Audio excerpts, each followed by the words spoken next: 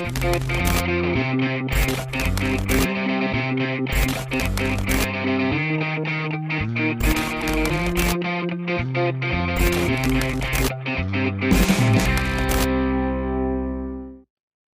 Diabetes reverse થઈ શકે છે?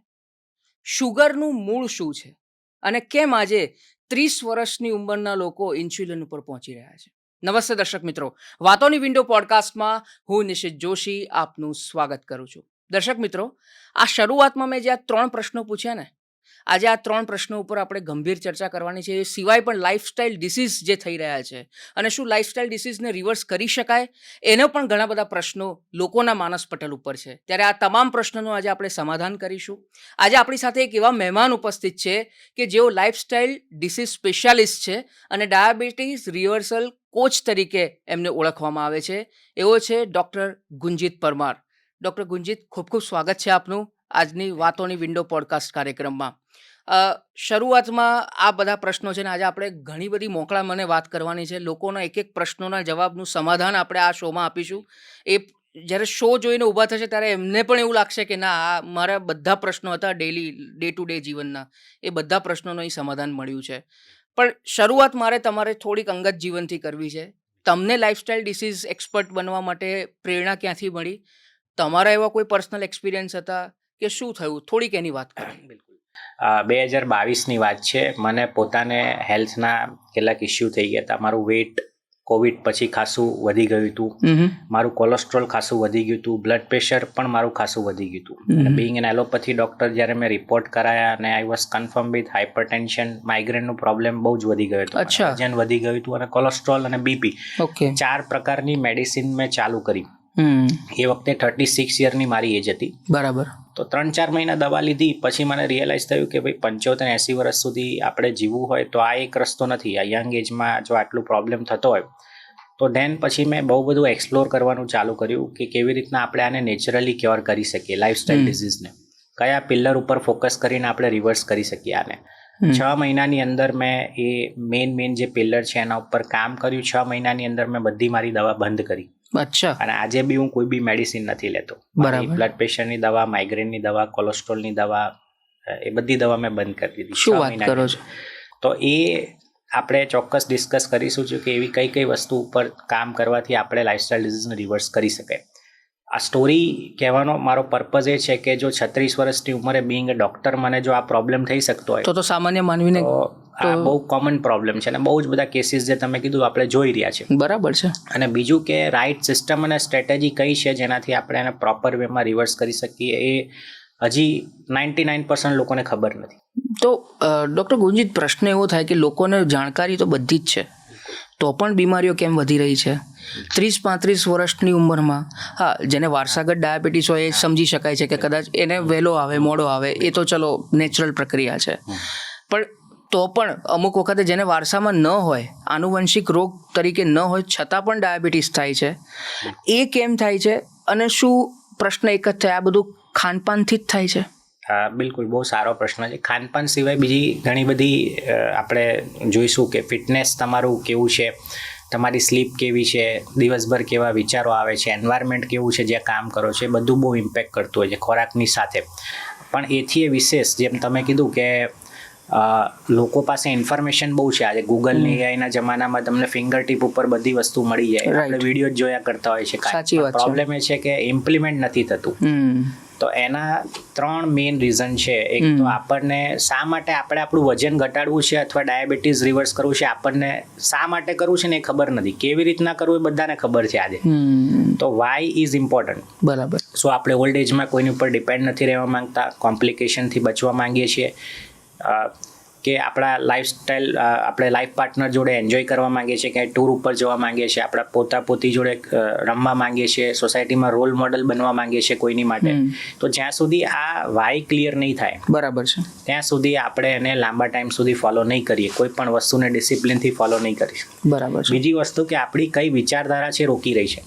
આપણા માઇન્ડમાં ઘણીવાર એવું હોય કે ભાઈ મારા ડૉક્ટરે કીધું કે આ તો દવા વગર, આ દવા આ જીવન ખાવી પડશે, અથવા કંઈક નવી વસ્તુ કરવા જો ને મારું સુગર ડાઉન થઈ જાય તો, કોઈ કોમ્પ્લિકેશન થઈ જાય તો, કેટલીક વિચારધારા આપણને રોકી રાખતી હોય છે અને કેટલાક ડર આપણા મનમાં હોય છે. બરાબર. કે મારે આની માટે બહુ સ્ટ્રિક્ટ લાઈફસ્ટાઈલ ફોલો કરવી પડશે, જીમમાં જઈને ડમ્બેલ ઉઠાવવા પડશે, એવા કેટલાક ડર હોય આપણા માઇન્ડમાં. તો જ્યાં સુધી આ 3 વસ્તુ ઉપર કામ નહીં કરીએ ને ત્યાં સુધી કોઈ પણ ડાયટ કે કંઈ પણ ગમે એટલું નોલેજ હશે આપણે લાંબા ટાઈમ સુધી ફોલો નહીં કરી શકીએ. બરાબર. એટલે મોસ્ટલી તમે જોશો કે લોકો ચાલુ કરે છે, 3 મહિનામાં રિઝલ્ટ મળે, 6 મહિના પછી જ્યાં હતા ત્યાં આવી જાય. એટલે રાઈટ સિસ્ટમ ને સ્ટ્રેટેજી બહુ ઇમ્પોર્ટન્ટ છે ફોલો કરવી. બરાબર છે. તો લોકો ખાનપાનમાં કેવા પ્રકારની ભૂલ કરતા હોય છે? હવે આપણે એને થોડું એક્ઝામ્પલ થ્રુ સમજાવીએ તો મજા આવશે. ખાનપાનમાં લોકો સવારે ઉઠીને આપણે અહીંયા જોઈએ, ખાસ કરીને ગુજરાતમાં તો કાર્બોહાઈડ્રેટ વાળું ફૂડ બહુ લેતા હોય છે, કેલરી વાળું ફૂડ બહુ લેતા હોય છે. જેમ કે સવારે ઉઠીને સીધું ચા જોડે ખાખરા, મમરા, બિસ્કિટ, ટોસ્ટ બિસ્કિટ છે, પછી પરાઠા હોય છે, ભાખરી રોટલી હોય છે, આ બધો ખોરાક લેતા હોય છે સવારે ઉઠીને સીધો. એક ફૂલ કાર્બોહાઈડ્રેટ છે. પછી બપોરે બી આપણે રોટલી, ભાખરી છે, સબ્જી છે, દાળ ભાત છે. પછી ખાધા પછી પાછું ફરસાણ, નમકીન કાં તો કંઈક મીઠી વસ્તુ જોઈએ ખાવા. 4 વાગે થાય એટલે પાછું એમ થાય કે હવે તો ચા પીવી જ પડશે. અગેન 4 વાગે આપણે ક્યાંક બહાર હોય તો મસ્કાબન કાં તો દાળ વડા છે, દાબેલી છે, અથવા ઘરે હોય તો અગેન નમકીન, ખાખરા, બિસ્કિટ એવું ખવાતું હોય છે. બરાબર. અગેન રાત્રે પાછું રોટલી, ભાખરી જોડે સબ્જી હોય કાં તો દાળ ભાત હોય. તો આખા દિવસનું તમે જોશો તો કાર્બોહાઈડ્રેટ વાળું ફૂડ વધારે લેતા હોય છે. અચ્છા. પ્રોટીન અને ફાઈબરની માત્રા નહીવત છે. તો આ સૌથી મોટી મિસ્ટેક લોકો કરતા હોય છે કે પ્રોટીન અને ફાઈબર નથી લેતા ખોરાકમાં. અચ્છા. તો ખોરાકમાં છે, બ્રેકફાસ્ટ હોય, લંચ હોય, ઇવનિંગ સ્નેક હોય, ડિનર હોય, એમાં તમારે પ્રોટીન અને ફાઈબર તો લેવું જ જોઈએ. ઓકે. એમ્પ્ટી કેલરી ના લેવી જોઈએ. અચ્છા. તો આપણે થોડુંક એને બાયફર્કેટ કરીએ. બિલકુલ. બ્રેકફાસ્ટની વાત કરીએ તો બ્રેકફાસ્ટમાં આપણે શું ખાવું જોઈએ? બિલકુલ, આ બહુ સરસ પ્રશ્ન છે. બ્રેકફાસ્ટમાં પહેલાં તો મેં કીધું આ બધી વસ્તુ આપણે એવોઇડ કરીશું, ખાખરા, મમરા, બિસ્કિટને. તો આપણે ખાવું શું જોઈએ? તો પ્રોટીન કે ભાઈ બાફેલા મગ છે, તમે વેજીટેબલ પનીર ચિલ્લા લઈ લો, મૂંગ દાલ ચિલ્લા લઈ લો, કોઈ ફ્રૂટ્સ લઈ લો, અથવા પલાળેલું ડ્રાય ફ્રૂટ્સ લઈ લો. ફ્રૂટમાં કોઈ પણ ફ્રૂટ ચાલે. ડાયાબિટીસના દર્દી હોય અને મીઠા ફ્રૂટ્સ એવોઇડ કરવા જોઈએ. ના ખવાય એવું નથી, પણ મોડરેટ ક્વોન્ટિટીમાં ખાવા જોઈએ. એ સિવાય વેજીટેબલ્સ અને ફ્રૂટની સ્મૂધી પણ બનતી હોય છે પાણીમાં. તો it tax only 2 to 3 minutes એને બનાવતા. ઉપમા કે પોહા બી લઈ શકાય, પણ પોહા ખાવ તો પછી બટેકા ઓછા નાખવાના અને સેવ ઓછી નાખવાની. સેવ બને ત્યાં સુધી નાખવું જ નહીં એ બંને વસ્તુ, કારણ કે અગેન પછી કેવું થાય, કાર્બોહાઈડ્રેટ વાળું ફૂડ થઈ જાય. તો આ કેટલોક જનરલ એક્ઝામ્પલ છે નાસ્તાના. અને ચા પીતા હોય તો હું ના નથી પાડતો, પણ ચા એટલીસ્ટ તમે સારો નાસ્તો કરો પ્રોટીન વાળો, પછી અડધો કલાક પછી લો, અને ધીરે ધીરે આને ઓછી કરી શકાય. ઓકે. લંચમાં આપણે શું ખાવું જોઈએ? લંચમાં ચાલુ કરો એટલે સૌથી પહેલાં આપણે સલાડથી જ ચાલુ કરવું જોઈએ. જે મોટાભાગના લોકો હું ઓબ્ઝર્વ કરું નથી લેતા. સલાડ લેતા હોય તો ખાલી નામ માત્રનું સલાડ લેતા હોય છે. તો સલાડ સારી એવી માત્રામાં લેવું જોઈએ. અને રોટલી ભાખરી કાં તો ભાત, બેમાંથી એક જ વસ્તુ લેવી જોઈએ. એટલે આઈધર રોટલી ભાખરી અથવા ભાત ઓર ભાત. હા, બંને જોડે ના લેવાય, કારણ કે બંને કાર્બોહાઈડ્રેટ છે. બંને અંદર જઈને ફેટ અને સુગરમાં જ કન્વર્ટ થવાનું છે. અચ્છા. આ 2 વસ્તુ ખાસ ધ્યાન રાખવાનું. અને દાળ 2 વાટકી મિનિમમ 2 વાટકી. મિનિમમ 2 વાટકી. આપણે દાળ આટલી લઈએ અને ભાત આવડો લઈએ તો પછી એ કોઈ મતલબ નથી. આપણે ઊંધું કરવાનું. ભાત ઓછો લેવાનો, જેટલો ભાત લીધો એનાથી ડબલ દાળ લેવાની છે. ઓકે. અને અઠવાડિયામાં 2 થી 3 વાર આપણે કઠોળની સબ્જી ખાવાની પ્રિફરેબલી. બરાબર. અને ડિનરમાં ઓકે. ડિનરમાં આપણે છે મોસ્ટલી રોટલી ના ખવાય, ભાખરીએ ના ખવાય, ભાત બી ના ખવાય, કારણ કે બપોરે જો ખાધું હોય તો પછી રાત્રે કાર્બોહાઈડ્રેટ લેવાનો મતલબ નથી. ઓકે. અને ઘણીવાર પેશન્ટ એવું કહે કે અમે બાજરીનો રોટલો ને એવું ખવાય, તો એ પણ હું રેકમેન્ડ નહીં કરું. અચ્છા. તો ડિનરમાં આપણી થાળી 3 પાર્ટમાં ડિવાઈડ કરાય. ઘરે બનાવેલું સૂપ તમે લઈ શકો, ઘરે બનાવેલું, થોડી ખીચડી જેમાં રાઈસ ઓછા, વેજીટેબલ વધારે, અને ત્રીજા પાર્ટમાં બાફેલા વેજીટેબલ કેવું લઈ શકાય. ખીચડી જો રોજે રોજ ના ભાવતી હોય તો પછી આપણે સૂજી ઓટ્સના ઢોકળા છે, મૂંગ દાલ ચિલ્લા, વેજીટેબલ ચિલ્લા, પનીર ચિલ્લા છે, ઓટ્સના ઢોસા, ઇડલી લઈ શકાય. અચ્છા. આ બધી વસ્તુ વિચાર હેલ્ધી ઓપ્શન. બરાબર. ડિનર માટે. સૂપમાં કોઈ સ્પેસિફિક ખરું? સૂપના વેજીટેબલ સૂપ કોઈ પણ તમે બનાવી શકો, પણ ઘરે બનાવેલો, રેડીમેડ પેકેટ વાળો નહીં. અચ્છા. ઘરે બનાવેલો સૂપ. ઘરે બનાવેલો. ઘણા બધા સૂપ નામ full of maida and palm oil, તો એ ના લેવા જોઈએ. અચ્છા. એ ઘરે જ બનાવેલો હોવો જોઈએ. ટોમેટો હોય કે વેજીટેબલ સૂપ હોય. વેજીટેબલ સૂપ કોઈ બી. જી. બરાબર. સાંજના નાસ્તામાં પણ લોકો ભૂલ કરતા હોય છે કે ભાઈ બહાર હોય તો મસ્કાબન છે, દાળ વડા ખાશે. એની જગ્યાએ આપણે શું કરી શકાય, તો ઘરે બનાવેલી પોપકોર્ન હોય, મખાના હોય, મગફળી હોય, બરોબર, સ્પ્રાઉટની ભેળ હોય, મખાના ચાટ બનાવી શકીએ, અથવા કોઈ ફ્રૂટ છે અથવા પલાળેલું ડ્રાયફ્રૂટ, આ બધી હેલ્ધી વસ્તુ લેવી જોઈએ. બરાબર. અને મારે ઘણા પેશન્ટ કે સાહેબ મારું ટ્રાવેલિંગ રહેતું હોય, જોબ એવી છે, તો ઘરેથી સવારે ડબ્બામાં એને લઈ જવાનું. બરાબર છે. ક્યાંય બી બહાર આપણને ટાઈમ મળે 10 મિનિટ ચોક્કસ આપણે એને એ રીતનું, પણ હોમમેડ, બહારનું ઓઇલી સ્પાઇસી ફૂડ ખાવા કરતાં વધારે સારું છે. બરાબર છે. તો પ્રશ્ન જે કોમન મેનનો પ્રશ્ન છે એ જ તમને પૂછું છું. તમે આ બધી જ વસ્તુઓ કીધી. હવે લોકોને એવું થાય કે આપણે કમાઈએ છીએ શેના માટે? મોજ મસ્તી કરવા, બહાર ખાવા પીવા માટે. હવે તમે એનો એક કન્સેપ્ટ બી આવ્યો, ચીટ ડે. તમે અઠવાડિયામાં એક દિવસ એવો રાખો કે ત્યારે તમે બધા નિયમો નેવે મૂકી અને ખાઓ. તો પહેલા તો આ કેટલું યોગ્ય? બીજી વસ્તુ, આપણે કોઈ લગ્નમાં જઈએ છીએ, 5 દિવસના લગ્ન છે, કે કોઈ જગ્યાએ ફરવા જઈએ છીએ 5-6 દિવસ, ત્યાં તો આ બધું ભરીને જવાના નથી. તો હવે આમાં આપણે આ નિયમો તોડવાના કે શું કરવાનું, કે એને રિવર્સ કઈ રીતે કરવાનો, અથવા તો એને કમ્પેન્સેટ કઈ રીતે કરવાનો? બિલકુલ. તો આ બહુ સરસ પ્રશ્ન છે. આ પણ એક કોમન ઇસ્યુ હોય છે. તો આપણે ચીટ ડે ચોક્કસ રાખવાનો છે, એવું નથી આ 7 દિવસ કોઈ ફોલો ના કરી શકીએ. તો આપણે શું કરાય, ચીટ ડેમાં તમારું જે ફેવરિટ ફૂડ છે ખાવ, પણ મેક શ્યોર કે ક્યારે ખાવું, કેવી રીતના ખાવું, એ બહુ ઇમ્પોર્ટન્ટ છે. ઓકે. મોડરેટ ક્વોન્ટિટીમાં તમે લઈ શકો, પણ જમ્યા પછી પણ આપણે કંઈક સ્વીટ વસ્તુ ખાતા હોઈએ, ઓવર ઇટિંગ કરતા હોય, તો એ પછી યોગ્ય નથી. બહાર ક્યાંય બી જતા હોય તો હેલ્ધી ઓપ્શન અવેલેબલ જ છે. સલાડ, હોટલમાં જાઓ, ક્યાંય બી જાઓ તો હેલ્ધી ઓપ્શન અવેલેબલ છે. કદાચ ના હોય તો કોઈ પણ વસ્તુ આપણે ખાતા હોય તો એને મોડરેટ, પોર્શન સાઇઝ ઓછું કરી નાખવું જોઈએ. Portion size is very important. Okay. અને એક સરસ હું ફોર્મ્યુલા પણ કહું કે જ્યારે પણ ક્યાંય બહાર જાઓ, લગ્ન પ્રસંગ કે ફરવા, તો એક આ ફોર્મ્યુલા ચોક્કસ યાદ રાખો, ન્યુટ્રિશન ડિવાઇડેડ બાય કેલરી. આ હેલ્થનો ફોર્મ્યુલા છે. અચ્છા. મતલબ કોઈ પણ વસ્તુ આપણે એવી ખાઈએ જેમાં કેલરી વધારે છે, ન્યુટ્રિશન ઓછું છે, તો આપણી હેલ્થ ઓલવેઝ ડાઉન જશે. કોઈ પણ વસ્તુ એવી ખાય જેમાં કેલરી ઓછી છે, ન્યુટ્રિશન વધારે છે, તો ઓલવેઝ હેલ્થ આપણી સારી થશે. એ પણ વસ્તુ મોઢામાં નાખીએ એ પહેલા એકવાર વિચારી લેવું કે આમાં ન્યુટ્રિશન વધારે છે, કેલરી વધારે છે. જો કેલરી વધારે હોય તો એને ક્વોન્ટિટી ઓછી લઈ લેવાની. બરાબર છે. એટલે થોડું ઘણું આપણે કંટ્રોલ તો રાખવું જ પડશે. બરાબર. બને ત્યાં સુધી એન્જોય બી કરવું છે ને પછી ઓવર ઇટિંગ બી કરવું છે ને હેલ્થનું બી ધ્યાન રાખવું છે, તો બધું એક સાથે પોસિબલ નથી. એટલે એ તમારે નક્કી કરવાનું છે કે બરાબર ને, કેટલી માત્રામાં શું ખાવું. હા, એટલે તમે એની ના નથી પાડતા, ખાવું જોઈએ, પણ એને એ તમારે જાતે ઇન્ટ્રોસ્પેક્શન કરીને વિચારવાનું છે કે આમાં મારે કેટલું ધ્યાન રાખવાનું છે, ન્યુટ્રિશનનું કેટલું ધ્યાન રાખવાનું છે, કેલરીનું. હા, એટલે લગ્ન, મેં તમને કીધું ને કે આવી રીતે રજા ઉપર લોકો જતા હોય, ફરવા જતા હોય, તો ત્યારે લોકોને આ પ્રશ્ન સતાવતો હોય કે હવે શું અમારા નિયમોનું. તમને ગુલાબજાંબુનું એક્ઝામ્પલ આપું. લોકોને શું, ગુલાબજાંબુ લગ્ન પ્રસંગમાં મીઠાઈ ને એવું જમ્યા પછી ડેઝર્ટ હોય, તો શું કરે, આપણે જમવાનું પતે પછી ગુલાબજાંબુ કેટલા મોસ્ટલી 2 થી 3 આપણે ખાઈ જતા હોય છે. બરાબર. જેવા જોયા નથી. હવે એને પણ ખાવાની એક ટેકનિક હોય. ગુલાબજાંબુ હું એમ કહું છું, ખાવ તમે, પણ એક ગુલાબજાંબુ લીધું, એને હાથમાં લો, આમ જુઓ 10-15 સેકન્ડ કેવું છે, એનું ટેક્સચર ફીલ કરો, આમ પાસે લઈ જાઓ, આમ સ્મેલ લો એની, બરાબર.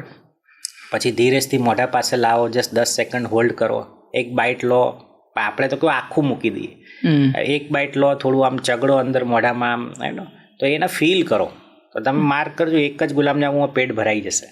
પણ આપણે કેવું છે, બધું ફટાફટ એક આખું મૂક્યું, આ બીજું, તો એવી રીતના તો પછી ઓવર ઇટિંગ થવાનું જ છે. એટલે ફૂડ જે બી, ઇવન અનહેલ્ધી ફૂડ બી જે વન્સ એ ડે ખાતા હોય, તો મેક શ્યોર કે આપણે એને એન્જોય કરીને ખાઈએ પૂરેપૂરું. ફીલ કરો, એનું ટેક્સચર ફીલ કરો, જુઓ એને. પણ આ તો પીઝા આયા નથી ને સીધું ઘપાક દઈને મોઢામાં, તો પછી ઓવર ઇટિંગ થવાનું જ છે. અને બીજું ચ્યુ નથી કરતા પ્રોપરલી લોકો. ખોરાક ચાવવો બી જોઈએ. આપણે કેવું છે, મોસ્ટલી 2-3 વાર ચાવીને સીધો અંદર પેટમાં જતો રહે, તો પછી એ તો ફેટ ને એમ જ સારી વસ્તુ ખાઈશું તો એ લોકોનું વજન વધશે. એટલે સારી વસ્તુ કે ખરાબ વસ્તુ એને ચ્યુ બી કરવી જરૂરી છે. બરાબર છે. અને એને મોડરેટ ક્વોન્ટિટી, વન્સ એ વીક આપણે ચોક્કસ ચીટ ડે કરવાનો જ છે, કરવો જ જોઈએ, પણ મેક શ્યોર કે ભાઈ એ મોડરેટ ક્વોન્ટિટીમાં. બરાબર છે. અચ્છા, બીજો પ્રશ્ન એ થાય, તમે હમણાં ગુલાબજાંબુની ને સ્વીટની વાત કરી. હવે ઘણી બધી જગ્યાએ ને ઘણા ઘરોમાં પણ એવું એક હોય છે કે ભાઈ ક્રેવિંગ થાય કે જમ્યા પછી આપણે ગળ્યું તો ખાવાનું જ એ રેસ્તો. હવે આ એક બીમારી કહી શકો કે માનસિકતા કહી શકો, અને શું કહેવાય ને, આ કેટલું યોગ્ય છે? આનું એક રીઝન છે ઇન્સ્યુલિન રેઝિસ્ટન્ટ. મતલબ શરીરમાં ફેટ વધારે હોય ને એટલે થાય શું કે આપણે અત્યારે મેં એમ કીધું કે ન્યુટ્રિશન વાળું નથી લેતા, કાર્બોહાઈડ્રેટ વાળું વધારે લે છે. અને બીજું ઇન્સ્યુલિન રેઝિસ્ટન્ટનું કારણ છે કે પ્રોટીન અને ફાઈબર પૂરતી માત્રામાં જતું નથી. જો પ્રોટીન અને ફાઈબરની માત્રા વધારીશું આપણે, તો 3 થી 6 મહિનામાં ક્રેવિંગ ઓછું થઈ જશે. કેમ? કારણ કે પ્રોટીન ફાઈબર પેટમાં લાંબા ટાઈમ સુધી પડ્યું રહે અને આપણને જલ્દી ભૂખ નહીં લાગવાની. કાર્બોહાઈડ્રેટ શું હોય, આપણે જે રોટલી ભાખરી ભાત બટેકા જે બધું ખાતા હોઈએ, સુગરને એકદમ સ્પાઇક કરે અને પછી તરત ધડામ દઈને ક્રેશ કરે સુગરને. એટલે 4 વાગ્યા સુધી તો એમ થાય કે હવે તો આપણે ચા પીવી જ પડશે. That is the reason. Protein fibre વધારવાનું. અને બીજું કે આપણે જો ખાલી પેલું કેલરી વાળું વધારે લઈશું ને તો આ જે શરીરની કોશિકાઓ બહુ સ્માર્ટ હોય, એ કે ભાઈ ઓરિજિનલમાં લાવવા દે ન્યુટ્રિશન વાળો, અત્યાર સુધી તો તે કેલરી વાળું જ આપ્યું છે, એટલે દર 2-2 કલાકે ભૂખ લાગ્યા કરે અને ક્રેવિંગ થાય. રાઈટ. તો ન્યુટ્રિશન વાળું જો ખાવાનું ચાલુ કરીશું, પ્રોટીન ફાઈબરની માત્રા વધારીશું તો ટાઈમ લાગશે. 3 થી 6 મહિના થાય. એવું નથી ચાલુ કર્યું તો મહિનામાં આપણને ક્રેવિંગ બંધ થઈ જાય. બરાબર છે. બરાબર. ઓકે. અચ્છા, અમુક લોકો દૂધ જે પીતા હોય છે, એટલે ઘણાને રેગ્યુલર દૂધ પીતા હોય છે, ઓકેઝનલી નહીં. હવે એ દૂધ પીવું જોઈએ કે અવોઇડ કરવું જોઈએ? દૂધ ઉપર હાલ ફિલહાલ બહુ રિસર્ચ થયા છે કે દૂધમાં જે છે કેમિકલ્સ ઘણા મળતા હોય છે. ઇવન જ્યાંથી પ્રોડક્શન થતું હોય ત્યાં બી ગાય અને ભેંસને ઇન્જેક્શન્સ આપીને, હોર્મોનના ઇન્જેક્શન આપીને આ લોકો એવું ઘણા બધા રિસર્ચ થયા છે. ઇવન મધર્સ મિલ્કમાં બી પ્લાસ્ટિકના કણો મળ્યા છે, એવા બી રિસર્ચ થયા છે. તો મધરનું મિલ્ક તો ઇટ્સ ઓકે, પણ બહારનું મિલ્ક આઈ રેકમેન્ડ કે એને એકદમ મોડરેટ ક્વોન્ટિટીમાં લેવું જોઈએ. એવું નહીં કે આપણે 2 થી 3 ગ્લાસ રોજના દૂધ પી જઈએ. બરાબર છે. બિકોઝ એના કારણે એવું રિસર્ચ હાલ ફિલહાલમાં આવ્યા છે કે બોડીમાં ઇન્ફ્લેમેશન, અંદરની ઇન્ફ્લેમેશન વધે, એના કારણે આપણી ચયાપચયની ક્રિયા ડિસ્ટર્બ થાય, સ્લો ડાઉન થઈ જાય, અને પછી જે બી ખાઈએ ફેટનું પ્રમાણ વધે અને ડાયજેશનના બી ઇસ્યુ થતા હોય છે દૂધ જે લોકો લેતા હોય. અને કદાચ તમે લેતા હો તો ફેટ વાળું દૂધ ના લેવું જોઈએ. 1 ગ્લાસ દૂધ દિવસમાં ઇટ ઇઝ રેકમેન્ડેડ. કારણ કે ગ્લાયસેમિક લોડ આખા દિવસમાં 25.0 એવરેજ એટલો જવો જોઈએ. 1 ગ્લાસ દૂધનો જે ગ્લાયસેમિક લોડ માને આપણે બોડીમાં શુગર કેટલું લોડ કરીએ છીએ એનો એક ઇન્ડેક્સ આવે છે. અચ્છા. તો એ 25 થી વધારે આઈડિયલી ના જવો જોઈએ. 1 જ ગ્લાસ દૂધમાં એનો જે ગ્લાયસેમિક લોડ છે 5.0 છે. 1 ગ્લાસ દૂધની વાત કરો તો બાકીનું જે આખા દિવસમાં જે ખાય છે એ તમે સમજો કે 20 ની અંદર આપણે પતાવવાનું છે. એટલે એ થોડું ધ્યાન રાખવું જોઈએ. દૂધ 1 ગ્લાસ સુધી ઇટ્સ ઓકે. પછી એમાં બધું આવી જાય, ચા બા બધું આવી જાય. પછી 2 કપ ચા પીતા હોય તો અલગથી દૂધ લેવાની જરૂર નથી. બરાબર. એટલે ઘણા કે સાહેબ અમે તો ચા પીધી હતી, અને પછી એ દૂધ જ છે, એટલે એ થોડું ધ્યાન રાખવાનું છે આપણે. ઓકે. અચ્છા, કરિયાણામાં આપણે જ્યારે કરિયાણાની ખરીદી કરતા હોઈએ છીએ તો કઈ 3 વસ્તુઓથી આપણે બચવું જોઈએ ખરીદી કરતી વખતે? ગ્રોસરી શોપિંગ કરીએ ને ત્યારે લેબલ રીડિંગ ચોક્કસ વાંચવું જોઈએ. આજે મોટા ભાગના તમે આપણે જે પેકેટ ફૂડ લેતા હોઈએ કે બિસ્કિટના પેકેટ આ તે તમે જોશો કે પહેલાં જે કન્ટેન્ટ હોય, પહેલાં જે 4 કન્ટેન્ટ હોય ને ડિસેન્ડિંગ ઓર્ડરમાં હોય, એટલે પહેલાં 4-5 વસ્તુ જે હોય ને એ સૌથી વધારે માત્રામાં હશે.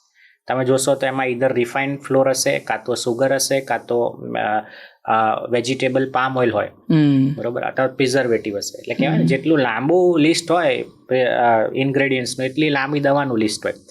અને બીજું કે હવે કંપનીઓ બી સ્માર્ટ થઈ ગઈ છે. એ લોકો શું કરે, લેબલ ઉપર ડાયજેસ્ટિવ બિસ્કિટ છે, મલ્ટીગ્રેન આટા, ઇમ્યુનિટી બુસ્ટર, એવા બધા મોટા મોટા વર્ડ ને પિક્ચર્સ યુઝ, કેશ્યુ. પણ ખરેખર એમાં જોવા જાવ તો કાજુનું પ્રમાણ કે મલ્ટીગ્રેન આટાનું પ્રમાણ બહુ ઓછું હોય, પણ લેબલ મોટું લગાવી દીધું. અચ્છા. એટલે આ વસ્તુ બહુ આપણે ધ્યાન રાખવું જોઈએ, એમાં ફસાવું ના જોઈએ. સુગરની જગ્યાએ હવે એ લોકો માલ્ટ્રોઝ, ડેક્ટ્રોઝ, સુક્રાલોઝ એવા વર્ડ યુઝ કરે છે, જે નોર્મલ વ્યક્તિને ખબર ના હોય કે ભાઈ આ તો કંઈક બીજી વસ્તુ લાગે છે, પણ ખરેખર એ સુગર જ છે. બરાબર. એનું નામ બદલીને એ લોકો લેબલમાં માલ્ટ્રોઝ, ડેક્ટ્રોઝ, સુક્રાલોઝ એવું લખે છે. અચ્છા. તો પછી એ આપણે ધ્યાન રાખવું જોઈએ. બરાબર છે. પેકેટ ફૂડ જ્યારે બી આપણે પરચેસ કે ગ્રોસરી કોઈ પણ વસ્તુ લેતા પહેલા પાછળનું ઇન્ગ્રેડિયન્ટ લિસ્ટ ચેક કરો. બરાબર છે. એટલે આ લિસ્ટ ચેક અચૂક કરવું જ જોઈએ કોઈ પણ વસ્તુમાં. ઓકે. તો બીજો પ્રશ્ન એવો થાય કે આપણે લોકો એવું કહેતા હોય છે કે તમે નોર્મલ બ્રેડ ના ખાઓ, બ્રાઉન બ્રેડ ખાઓ. હવે આ બ્રાઉન બ્રેડનો કન્સેપ્ટ શું છે અને શું આ ખરેખર આ વાત સાચી છે? બ્રાઉન બ્રેડ અને વ્હાઈટ બ્રેડ છે ને, બ્રાઉન બ્રેડમાં પણ તમે કન્ટેન્ટ જોશો તો ઘઉં આવે છે અંદર, વેજીટેબલ પામ ઓઇલ અને મેંદો પણ અંદર થોડો મિક્સ હોય છે. અચ્છા. એટલે બ્રાઉન બ્રેડ ને વ્હાઈટ બ્રેડનું કમ્પેરિઝન કરો તો બ્રાઉન બ્રેડ થોડી એના કમ્પેરમાં સારી કહેવાય, પણ ઓવરઓલ ખાલી બ્રાઉન બ્રેડ જ ખાવી જોઈએ પણ એ યોગ્ય નથી હેલ્થ માટે. બરાબર. કારણ કે એમાં બી તમને કેલરી વધારે જ મળે, તે ઘઉંની જ બનેલી છે, બરાબર. તો રેધર દેન કે આપણે એવું પેકેટ ફૂડ, ફ્રોઝન ફૂડ, એવું બ્રેડ ને એવું બધું ખાવા કરતાં જે મેં નાસ્તાનો ઓપ્શન આપ્યા કે બાફેલા મગ છે, તમે ઓટ્સના ઢોસા, ઇડલી, વેજીટેબલ ચીલા, એવો ગરમ નાસ્તો બનાવીને ખાઓ ને એ વધારે સારો. બરાબર. બ્રેડ કરતાં. ઓકે. એટલે દેટ ઇઝ ગુડ ઓપ્શન. તમે આગળ જે વાત કરી કે બિસ્કિટની વાત કરી કે નમકીનની વાત કરી, હવે બાળકોની જે પરિસ્થિતિ છે અત્યારની, ઓબેસિટીની વાત કરું છું, એ ગંભીર મુદ્દો છે આ, કે બાળકોમાં મેદસ્વીપણું વધતું જાય છે અત્યારે. પહેલાના સમય કરતાં સ્વાભાવિક છે કે એક્ટિવિટીઝ, ફિઝિકલ એક્ટિવિટીઝ ઓછી થઈ ગઈ, લોકોનો સ્ક્રીન ટાઈમ વધી ગયો બાળકોનો, અને ખાનપાનની શૈલી જે છે એ તો બદલાઈ નથી એવી રીતે. હવે એમાં પડીકાઓનો પણ રોલ આવે છે કે બજારમાં મળતા જે પડીકાઓ છે, પેકેટ્સ છે નાસ્તાના, એ લોકો કન્ઝ્યુમ કરવા લાગ્યા. હવે આના વિશે થોડીક વિગતે વાત કરો કે આ કેટલું જોખમી છે અને આનાથી કેવા પ્રકારના પરિણામો આવી શકે છે. આ શું એ વાત મેં આગળ જે વાત કરી હતી કે જે લોકો 30-35 વર્ષની ઉંમર પર ઇન્સ્યુલિન પર પહોંચી જાય છે, આ એનું આ એક અલાર્મિંગ સાઇન કહી શકાય? બિલકુલ. હમણાં જ એક તાજેતરમાં સર્વે થયેલો, ગુજરાતની જ વાત કરું, કે આજથી 10 વર્ષ પહેલાં 5મા ધોરણનો વિદ્યાર્થી સ્કૂલનો, એને જે સ્કૂલ ડ્રેસની સાઇઝ એ પહેરતો હતો, અત્યારે એ જ 5મા ધોરણના વિદ્યાર્થીને 2 થી 3 નંબર મોટી સાઇઝ હોય છે સ્કૂલ ડ્રેસ, એ જ 5મા ધોરણના વિદ્યાર્થી. તો ઓબેસિટી એટલું બહુ એલાર્મિંગ લેવલે બાળકોમાં વધી ગઈ છે. એનું રીઝન છે કે બ્રેકફાસ્ટ, હેલ્ધી બ્રેકફાસ્ટ છે એ બાળકોને અપાતું નથી. પડીકા ફૂડ વધારે જતા હોય છે, કારણ કે રાત્રે મોડે સુધી હસબન્ડ મોબાઈલ જોતા હોય, એક જ બેડરૂમમાં વાઈફ મોબાઈલ જોતા હોય, છોકરો મોબાઈલ જોતા હોય, સવારે માંડ ઉઠે અને ગરમ ગરમ નાસ્તો બનાવવાનો ટાઈમ હોય જ નહીં. એટલે જે રેડીમેડ બિસ્કિટ હોય, વેફર હોય, નમકીન હોય, પેકેટ ફૂડ હોય, અથવા આવું બ્રેડ ને એવું ભરીને આપી દે છોકરાઓને. સમજો કે છોકરો જેનું બ્રેકફાસ્ટ સૌથી ઇમ્પોર્ટન્ટ છે, એ જ વસ્તુ આપણી ખાલી કેલરીવાળી જાય છે, ન્યુટ્રિશન નથી જતું, તો પછી એની હેલ્થને બહુ ડેમેજ કરે. બરાબર છે. અને આજે કીધું બાળકોમાં ખાલી ડાયટનું જ નહીં, ડાયટ તો છે જ, એમાં પ્રોટીન, ફાઈબર ને વધારે આપવાનું જ છે, પણ મોબાઈલ એડિક્શન પણ બહુ વધી ગયું છે. સાથે ફિટનેસ એક્ટિવિટી કોઈ નથી કરતા બાળકો, તો આ બધી વસ્તુ, એગ્રેસિવનેસ બહુ વધી ગઈ છે. તો બધી રીતના, અને એની માટે જવાબદાર આપણે જ છીએ.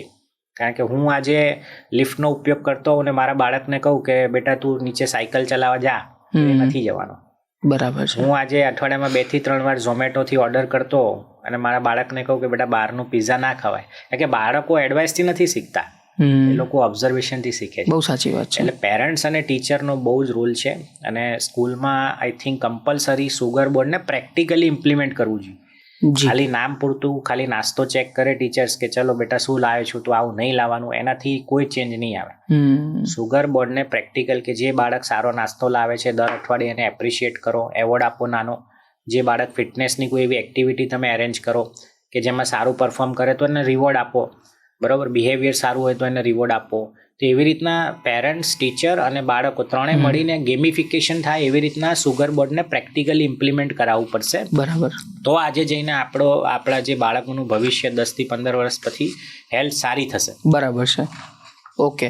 અચ્છા, બીજો જે પ્રશ્ન, તમે આગળ ફિટનેસની વાત કરી, હવે આમાં 2 વસ્તુ, જે 2 શબ્દો છે એના ઉપર થોડોક ફોકસ કરીએ કે એક્ટિવિટી અને એક્સરસાઇઝ, આ બંનેમાં શું ફરક છે? બિલકુલ. હવે ઘણા બધા પેશન્ટ મારી પાસે આવતા હોય કે સાહેબ મારું તો કામ જ એવું છે, અમે તો સવારે ઉઠીએ પછી બાળકોનું ટિફિન, હસબન્ડનું ટિફિન, ઘરનું કામ, કચરા પોતું, વાસણ, કપડાં, નીચે બી અમારે બધું સબ્જી લેવા જવાનું, આ તે, તો અમારે ક્યાં એક્સરસાઇઝ કરવાની જરૂર છે? અમારે તો થઈ જ જાય છે ને આટલું સરસ ફિટનેસનું. કે કોઈની જોબ એવી હોય કે ભાઈ મારે તો બહુ દોડાદોડી રહેતી હોય, સેલ્સની જોબ છે, મારા અહીંથી આમથી આમ ભાગવાનું, સીડીઓ ચડવાની, દાદરા ચડવાના, તો મારે તો કંઈ એવું લાગતું નથી કે મારે જરૂર છે. પણ અહીંયા એ વસ્તુ સમજવાની છે કે એક્ટિવિટી અને ફિટનેસનો ડિફરન્સ આપણે સમજવાનો. આપણે જે રોજે રોજ વર્ષોથી કરતા આવ્યા છે, એ તો એનાથી જો રિઝલ્ટ મળવાનું હોત તો મળી ગયું હોત, તો પછી વજન વધત જ નહીં. એટલે બોડી એ વસ્તુ એડેપ્ટ કરી લીધી છે કે જે આપણે વર્ષોથી રોજે રોજ કરતા આવીએ છીએ, એને આપણે એક્ટિવિટીમાં કન્સિડર કરીશું. તો એનાથી અલગ જઈને આપણે અડધો-પોણો કલાક, 40 મિનિટ્સ આપણે ચોક્કસ આપણા માટે આપવી જ પડશે.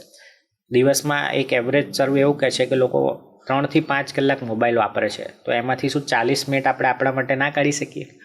એટલે એ વસ્તુ ચોક્કસ. અને બીજું, ફિટનેસના 4 કોમ્પોનન્ટ છે.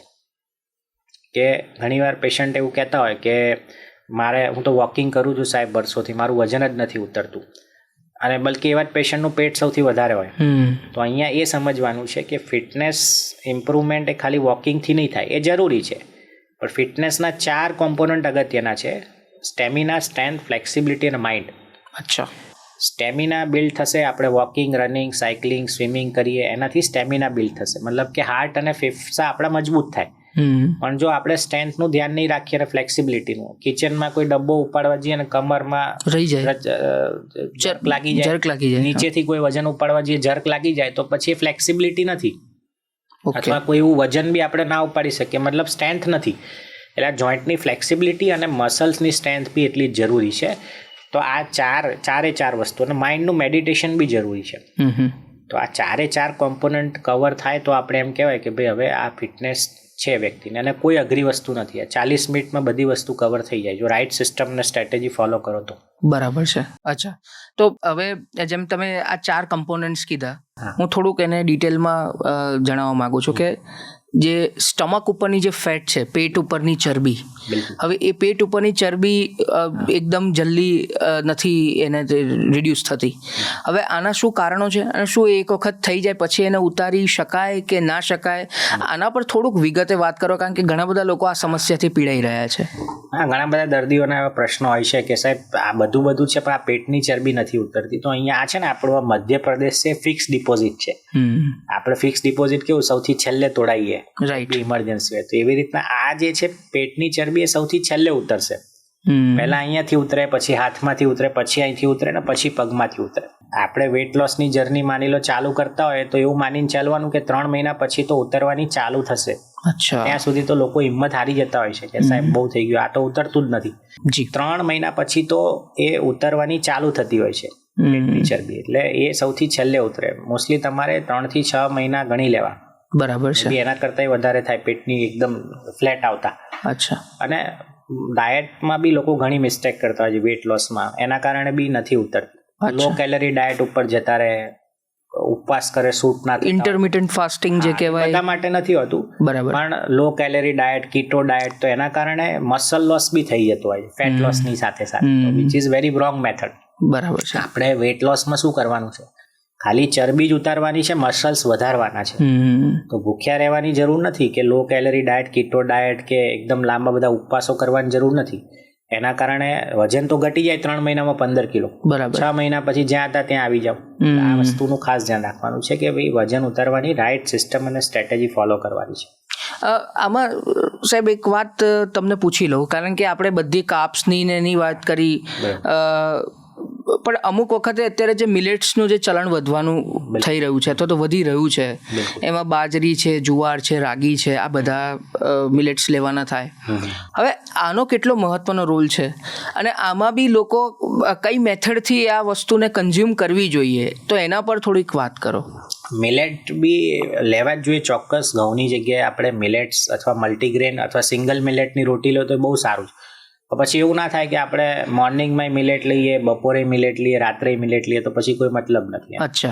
તો એ અગેન કાર્બોહાઈડ્રેટ રીચ ફૂડ થઈ જાય, બરાબર. તો આપણે મિલેટ દિવસમાં એક જ વાર લેવાના છે. એ બી અહીંયા મેક શ્યોર કે ભાઈ મિલેટ કરીને પછી બપોરે બાજરીનો રોટલો, રાતે બાજરીનો જુવારનો રોટલો ખાઈએ તો પછી એનો મતલબ નથી. બરાબર. Millet B in a moderate quantity, which is a good. ઘઉંના કમ્પેરમાં સારું છે. બરાબર છે. હા, એક વસ્તુ મેં બી જોઈ સાહેબ, ઘઉંની રોટલી અમે 2 ખાતા હતા, જુવાર રાગીની 3 ખાઈએ છીએ. એ બી ખોટી મેથડ છે, કારણ કે બંનેમાં કેલરી સેમ છે, ખાલી ગ્લાયસેમિક ઇન્ડેક્સ બંનેનો વધતા ઓછો છે. ઘઉંનો વધારે છે, જુવાર રાગીનો બરાબર થોડો કમ્પેરેટિવલી ઓછો છે. કેલરી બંનેમાં સેમ છે. એટલે પછી એવું ના થાય કે હેલ્ધી કરીને આપણે ઓવર કેલરી લઈશું તો પછી વજન બી નહીં ઘટે. બરાબર. પેશન્ટ કે સાહેબ અમે તો હેલ્ધી ખાઈએ, મોટો ભરીને ડ્રાયફ્રૂટ ખાઈ જઈએ છીએ, તો પછી એ તો કેલરી વધારે જ જવાની છે ડ્રાયફ્રૂટ. સાચી વાત. દરેક હેલ્ધી વસ્તુ બી ખાઈએ તો ધ્યાન રાખીએ કે મોડરેટ ક્વોન્ટિટીમાં લેવાનું છે. ઓકે, તો એનો મતલબ મિલેટનો ઉપયોગ કરો, પણ એ પણ એક પ્રમાણસર કરવો જોઈએ આખો. બરાબર છે. હવે મેન્ટલ સ્ટ્રેસની વાત કરીએ તો તણાવ અને બીપી જે છે અથવા શુગર છે, હું એને તણાવ is equal to BP plus sugar, તો શું આ તણાવ આ બંને વસ્તુને વધારે છે? હા, બિલકુલ. આ બહુ સરસ પ્રશ્ન. તણાવનું અત્યારે ઘણા કારણ હોય. એક તો કાં તો હેલ્થનું પ્રોબ્લેમ હોય, ફ્યુચરનું ચિંતા હોય કે ઓલ્ડ એજમાં મારે કોઈની ઉપર ડિપેન્ડ નહીં રહેવું પડે, તો ફાઇનાન્સનું હોય. પણ અત્યારે જે યંગસ્ટર્સની વાત કરું ને તો તણાવનું નંબર 1 કારણ સોશિયલ મીડિયા છે.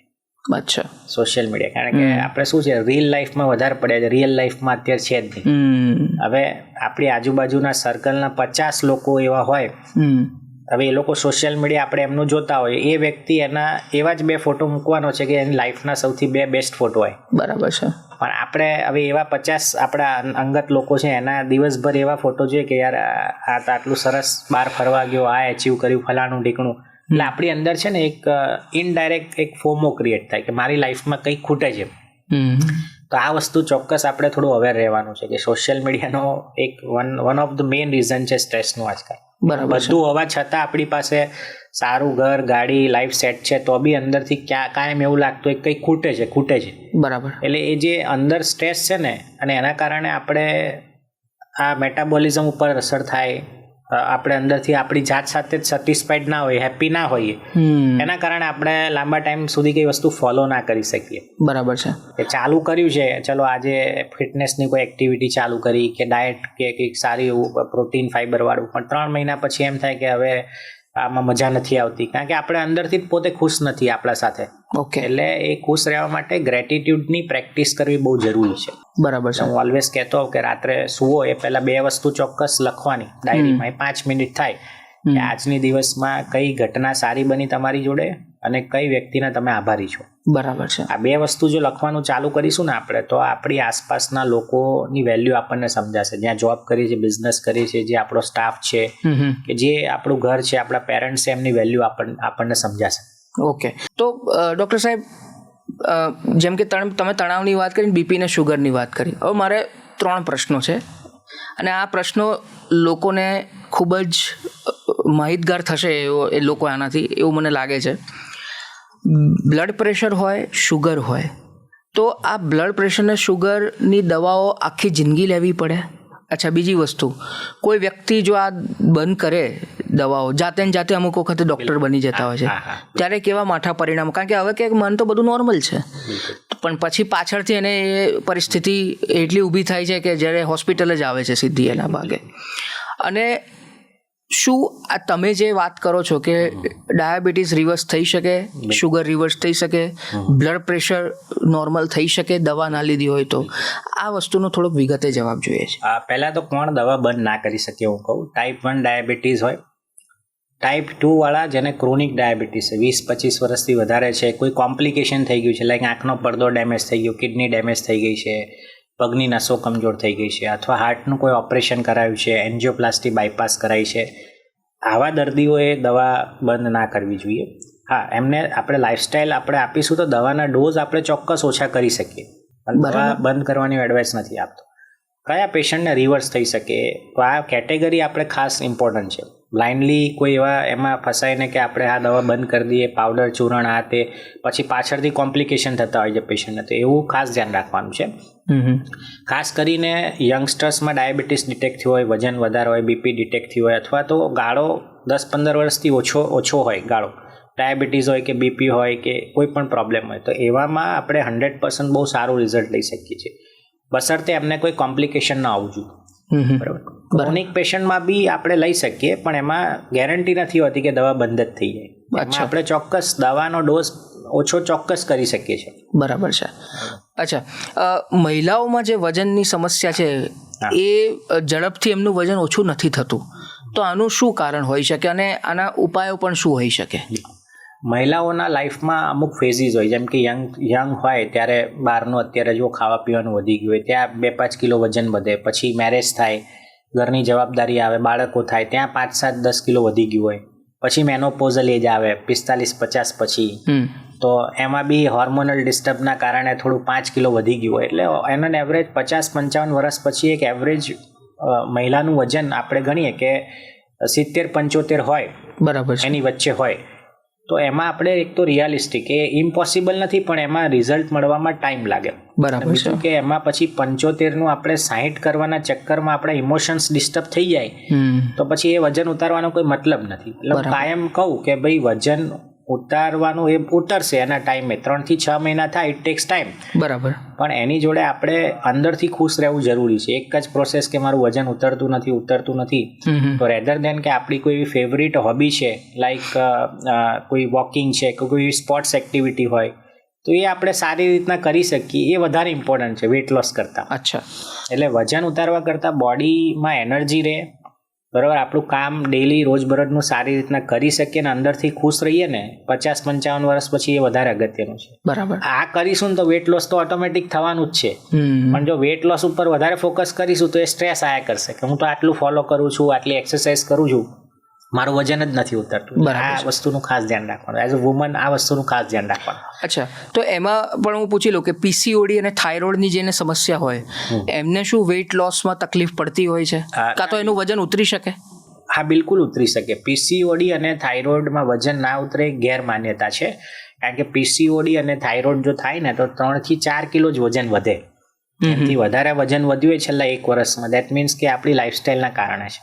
અચ્છા. અને વુમન્સમાં મેં જોયું છે ઇમોશનલ ઇટિંગ વધારે થતું હોય છે, કારણ કે એક વુમનની હેલ્થ સારી હશે ઘરમાં તો ઘરમાં બધાની હેલ્થ સારી હશે. એની માટે જે પેલું છે ને કે એમને પોતાની જાતને ઇમ્પોર્ટન્સ આપવાનું ચાલુ કરવું પડશે કે ના, મારી બી પ્રાયોરિટી છે ઘરમાં અને મારી હેલ્થની પણ મારે ધ્યાન રાખવું પડશે.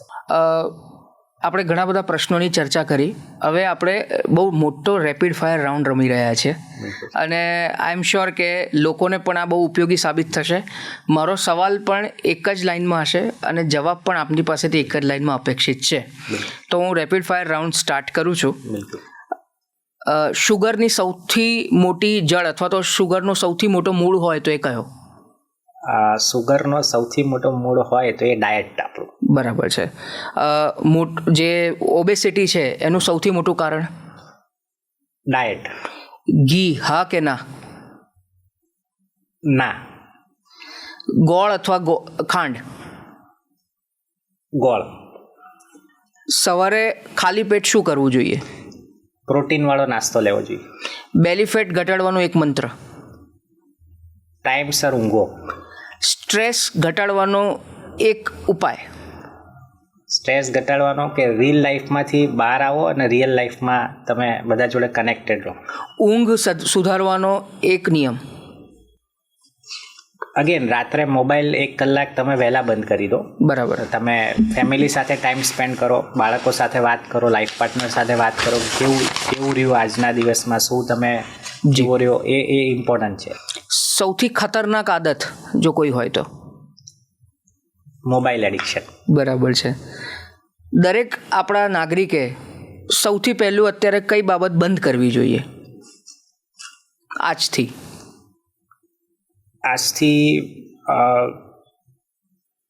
જે બેઠાડું જીવન છે, એટલીસ્ટ લોકો ટાઈમ નથી કરતા એમના માટે. એ મને લાગે sitting is a new smoking. બરાબર છે. એટલીસ્ટ 40 મિનિટ્સ આપણે ચાલુ કરવાનું કરવું. એટલે બેસી રહેતા હોઈએ આખો દિવસ ટીવી સામે કે મોબાઈલ સામે, તો એ તાત્કાલિક બંધ કરવું જોઈએ. 40 મિનિટ્સ આપણે આપણી માટે કાઢવી જ જોઈએ. 30 દિવસમાં બદલાવ લાવવા માટે 3 કામ કયા કરવા જોઈએ? સ્લીપ ઇમ્પ્રૂવ કરો, ડાયટમાં પ્રોટીન ફાઈબર વધારો અને હળવી ફિટનેસ એક્ટિવિટી કરો. બરાબર છે. હવે સ્નેક્સ ઉપર થોડા આવું છું, નાસ્તા ઉપર. મમરા સેવ હેલ્ધી સ્નેક કે hidden trap? Hidden trap. Khakhra weight loss friendly કહી શકાય? ના, બિલકુલ નહીં. Brown bread really better than white bread? No. બરાબર. મલ્ટીગ્રેન બ્રેડ ટ્રુથ કે marketing? Marketing. Cornflakes healthy breakfast કહી શકાય? No. Oats always good? Moderate quantity. બરાબર. પૌવા સેફ ફોર ડાયાબિટીક્સ? સેફ. ખાલી એમાં બટેકા નહીં નાખવાના અને સેવ નહીં નાખવાની, વેજીટેબલ્સ વધારે નાખવાના અંદર. બરાબર છે. Upma can be taken in a moderate quantity. બરાબર. વેજીટેબલ્સ વધારે નાખવાના અંદર. કોઈ પણ પ્રકારનું ચવાણું છે, નમકીન મિક્સચર જેને કહેવાય, ઓકેઝનલી સારું કે તમે ઓકેઝનલી ખાઈ શકો? હા, ઓકેઝનલી ખાઈ શકાય ઇન અ મોડરેટ ક્વોન્ટિટી. બરાબર છે. કાર્બ કન્ફ્યુઝન્સ જે થાય છે એ લોકોને, એના માટે પૂછે કે વ્હાઇટ રાઈસ કમ્પ્લીટલી સ્ટોપ કરવા જોઈએ? બિલકુલ નહીં, બિલકુલ નહીં. વ્હાઇટ રાઈસ ખાઈ શકાય. બ્રાઉન રાઈસ ઓવરરેટેડ છે કે સારું છે? ઓવરરેટેડ છે. રોટી વર્સિસ રાઈસ હોય તો શું કરવું જોઈએ? રોટલી વર્સિસ ભાત? બંને સેમ જ છે. તમારું જે મનપસંદ હોય કોઈ પણ એક વસ્તુ ખાઓ તમે. બરાબર છે. અંદર જઈને બધું કાર્બ ને ફેટમાં જ છે બંને થવાનું. ઓકે. ડેરી અને ફેટ પર થોડીક વાત કરીએ. ટોન મિલ્ક કે ફૂલ ફેટ મિલ્ક? Tone milk. ઘી પર હું થોડું કહેવા માંગીશ, ઘી ના નથી પણ એના મોડરેટ ક્વોન્ટિટી. અત્યારે કેવું છે, આપણે ફિઝિકલી એક્ટિવ નથી અને ઘી વાળીને એ બધી વસ્તુ વધારે ખાઈશું તો પછી હાર્ટના બ્લોકેજ થવાના ચાન્સીસ વધશે. બરાબર છે. તમે ફિઝિકલી એક્ટિવ હોવ તો પછી ઘી લઈ શકો એ પ્રમાણે. બરાબર. પછી ફિઝિકલી એક્ટિવ ના હોય, સ્લીપ ડિસ્ટર્બ હોય તો પછી કોઈ મતલબ નથી એ બધું લેવાનું. બટર હા કે ના? No. Paneer weight loss friendly કહી શકાય? Moderate quantity. ફ્લેવર્ડ યોગર્ટ બસરતે ઓર્ગેનિક પનીર હોવું જોઈએ, કારણ કે અત્યારે ડુપ્લિકેસી બહુ આવી રહી છે પનીરમાં, એટલે ઘરે બનાવેલું હોય તો વધારે સારું. ફ્લેવર્ડ યોગર્ટ ફ્રેન્ડલી કહી શકાય? નો, એમાં સુગરનું પ્રમાણ બહુ હોય છે અત્યારે. ઘણા બધા તમે જોશો, મેં કીધું લેબલિંગ માટે, તો એ તમારે ચેક કરવું જોઈએ લેબલ. બરાબર છે. બીજો શુગર રિલેટેડ રેપિડ ફાયર છે. ગરમ વોટર અથવા તો નવશેકા પાણીમાં મધ નાખવું અને પીવું? બિલકુલ નહીં. ખોટી.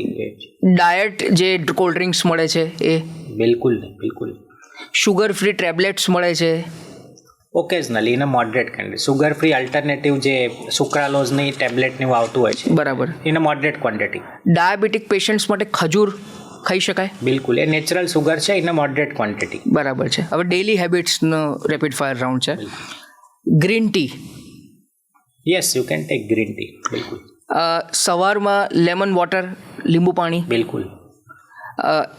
એપલ સાઇડર વિનેગર જે આવે છે, બહુ ખાસ એનાથી ફરક નથી પડતો. પ્રોટીન પાવડર લેવાય? બિલકુલ, પ્રોટીન પાવડર લેવો જ જોઈએ. ઇન્ટરમિટન્ટ ફાસ્ટિંગ કરી શકાય?